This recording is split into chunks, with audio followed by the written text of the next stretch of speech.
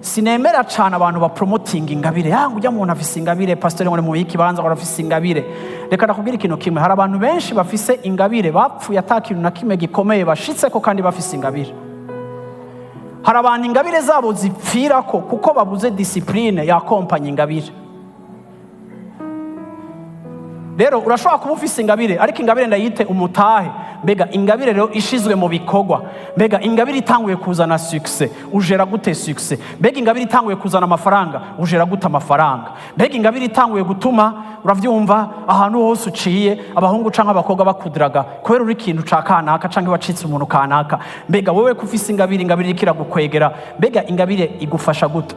Samsoni Imana yamutoranije ngo acike urukiza kuri Israeli.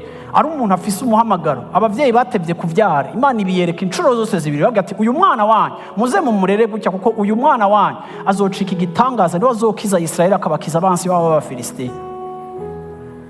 Ariko malgré ko uyu mugabo yari afise ingabire, iyi ngabire nyene niyo yamukwegeye umudada. Vuga uti umudada.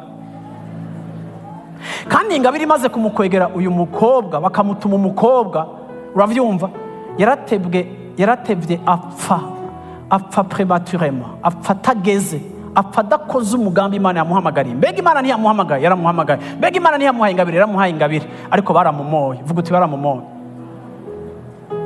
So rero ndashobora kuba mfise ingabire, ariko ingabire mfise irafise urutonde ngomba kuba mfise kugira ngo ibe preserve kandi ndonka amahirwe y'uko yikoreramo igihe kirekire kandi ngire impact nari nkakwiye kugira.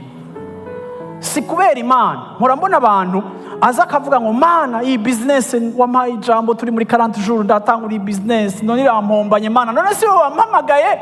Ego niyo yaguhamagaye, ariko nubwo yaguhamagaye, haleluya, mbega wariyambuye, mbega waririnze, mbega warafashe mpiri kamere kawe kugira ngo igihe inyungu z'ingabire no gukuzwa kuva ku ngabire usange muhemu yari ariko arakudisciplina akubohora kugira ngo ibikomere vyawe ntibizoze muri celebration.